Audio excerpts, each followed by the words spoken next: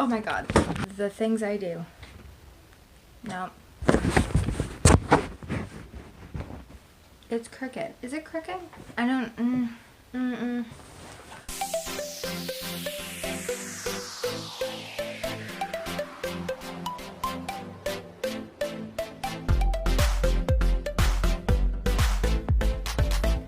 Hey guys. What's up? So I'm currently at home. Sorry you can see that. My old room became like a guest bedroom / library office thing, and we're still working on stuff I still have here. So let's see if we can. It's either that or towels. You know, I don't know what's better. What's up? This video is going to be TMI and a lot of information.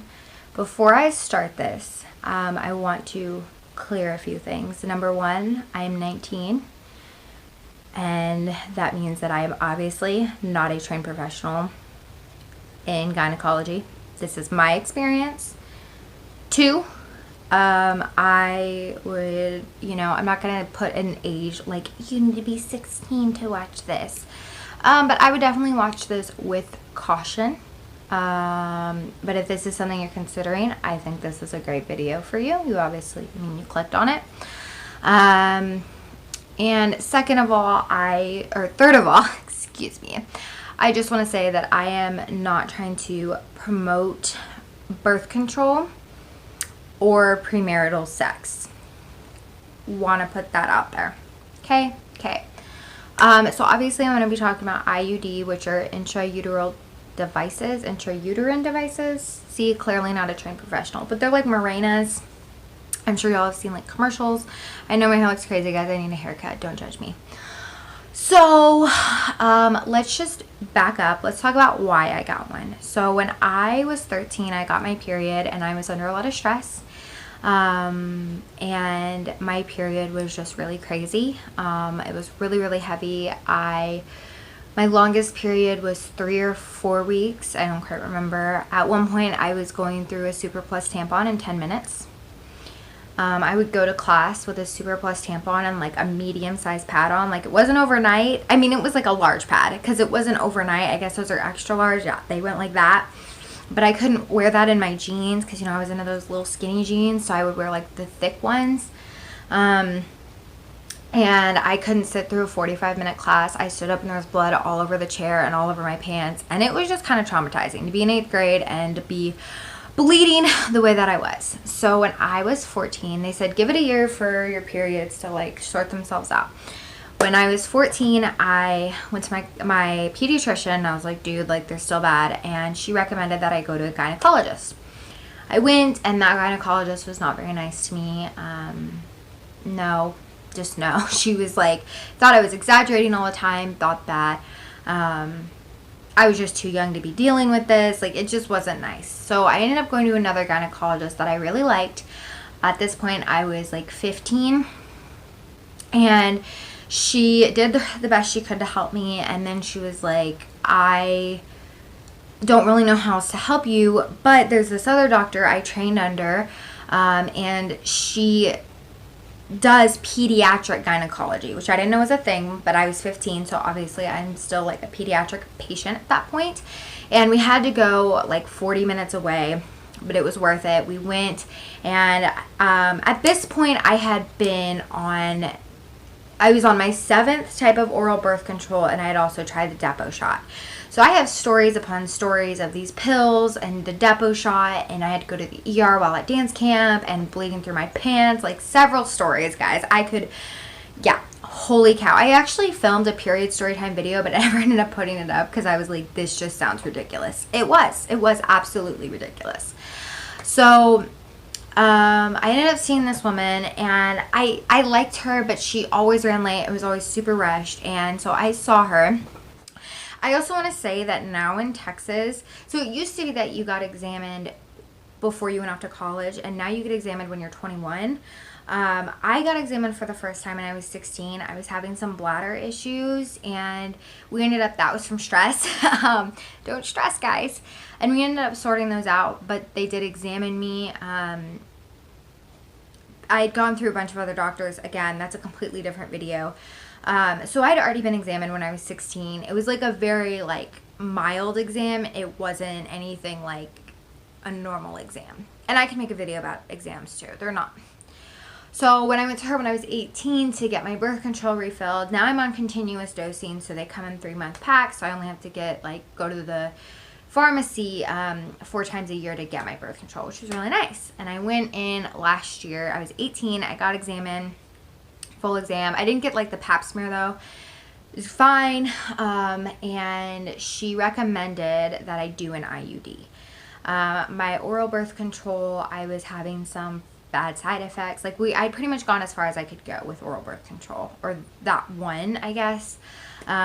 Basically the whole problem all along was that my linings were really thick, and we thinned them out as best we could, but my periods were every 2 months, but they were 2 weeks long. They were still pretty heavy, and I was still having really bad cramps. And she was like, you can get an IUD and you may not have any period. And it's better because it keeps all the hormones like in that area.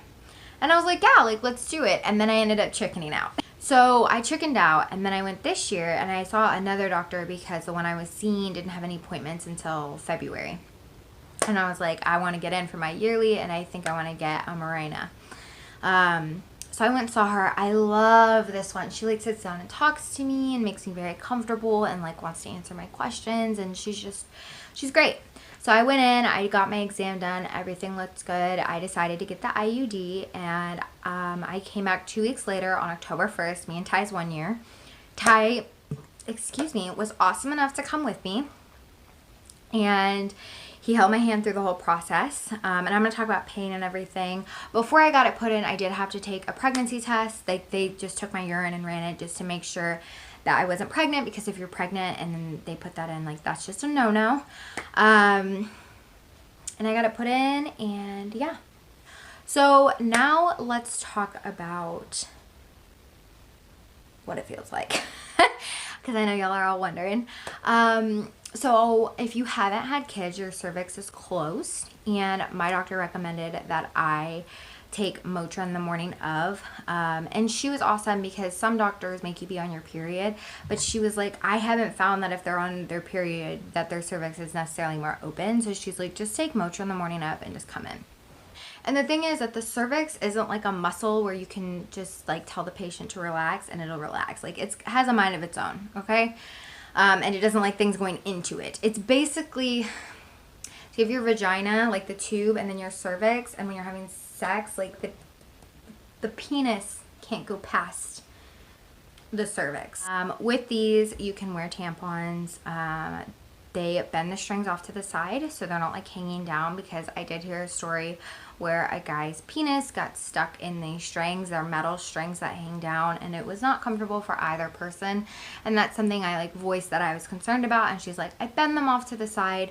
There are some gynecologists, the same person, they cut her strings inside the uterus, but then it makes it harder to find, and they have to find get an ultrasound to find it, all that kind of stuff. And she's like, we prefer not to do that, which is fine.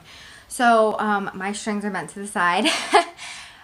So you get up, you put your legs in the stirrups, best thing ever. I have found what is most comfortable, even when you're getting examined, is to just like completely relax your legs. And like relax your butt muscles, as weird as that sounds, because like you want to clench and like close your legs, because it's even if you're sexually active, it's someone else down there and it's not fun. So I just put my legs in the stirrups, let them fall open, and just relax the best I can. And sometimes I'll like feel my like butt clenching, and I just like make a conscious effort to just relax. So she put this like tube thing in me. Also, I didn't want to be told what was happening, so I don't quite know when the pains happened or why, but I know they put this tube thing in you, measure your uterus. They have to get it in to dilate your cervix. They measure your uterus, and then they put the Mirena in and like bend the strings. Also, they have to like clean your cervix. Like they do a lot. The putting the tube in felt like period cramps. It wasn't too bad. But when she actually put it in, I'm not gonna lie, it hurt quite a bit. I felt like I was gonna be sick. I grabbed Ty's hands really tight, and he kind of looked over and was like, "It's in, it's in," and then made a football joke, and I actually laughed, and it made me feel a lot better. Also, at that point, I was getting kind of nervous and clenching up, and I think that's why it hurt so bad. And after she did it, I was like, "Relax, Maddie, relax," and I relaxed because at that point they have stuff in you. I don't know if the speculum was in me the whole time or if she even put one in. During the exam, I have her tell me kind of what's going on. Also, they talk to you the whole time, and we were all talking and stuff. But yeah, so I don't know if it's because I tensed up or why it hurt then, but it was like very short. She was very fast. The whole thing took less than 5 minutes. Then she pushed the strings off to the side, kind of made sure everything looked okay, and I was done. So yeah, if you're thinking about it, I would highly recommend it. It's good for 5 years. The one I got anyway. I know there's ones that are good for 10. You know, there are risks to it, and she explained them all to me really well. You know, you can have embedding. It can embed in your uterus. They can accidentally puncture a hole in your cervix or your uterus. And this is why you want to make sure you're going to a good doctor. You also want to make sure you feel comfortable with your doctor. Next, I want to talk about cost. Mine was completely covered by my insurance. I'm on my mom's insurance, and it's really great insurance, so it just depends. I honestly don't know what the cost of this is. But my birth control, my oral birth control was free. It was free when I did the depot shot. And I think most insurances, like, it's cheaper for them to provide birth control for me than help pay for me to have a baby. So this is good for 5 years. Let's talk about, oh, and another thing is that you cramp. My mom has one, but she got hers after kids. She didn't cramp or anything. I spotted a little bit, but it wasn't even enough for like a pad. I've been crampy. Today is day 3, and I've hardly had any. We have not ventured into having sex yet because I've been crampy. So yeah, I mean, we kind of did, and it was fine, but I was so crampy we couldn't. And I want to tell you guys that yes, I got this to help with my periods, but at this point in my life, even if my periods were perfect, I would probably still choose to be on some type of birth control. And this is something where I am not promoting sex before marriage or anything like that. If you are someone that wants to wait until marriage, that is wonderful, y'all. That is.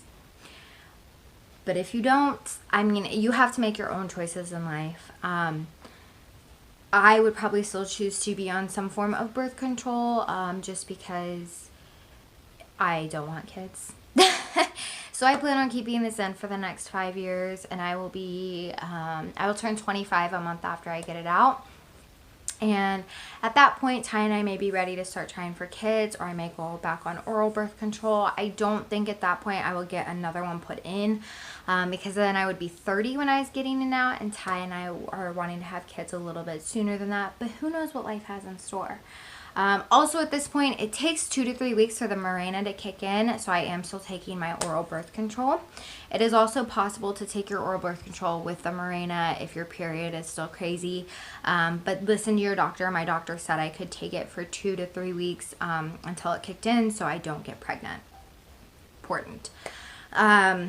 When you are on birth control or switching birth controls, it is very important, or when you're on antibiotics, to use backup methods, because if you get pregnant and you have a Mirena or you're on oral birth control, it's not great for the baby. When you have a Mirena, you are more likely to have an ectopic pregnancy, and that's not good. So far I really like it. I'm happy with my decision. She said that it could cause me to get a period, but I am still taking my oral birth control, and I'm stopped spotting.